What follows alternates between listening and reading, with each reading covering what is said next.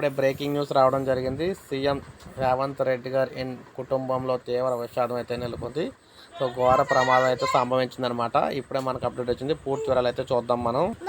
CM సోదరుడికి గుండెపోటు.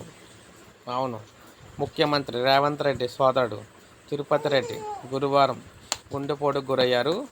దీనితో ఆయన్ను కుటుంబ సభ్యులు వెంటనే మాదాపూర్లోని మెడికవర్ హాస్పిటల్లో చేర్పించారు. ఆయన ఆరోగ్య పరిస్థితి బాగానే ఉన్నట్లు సమాచారం.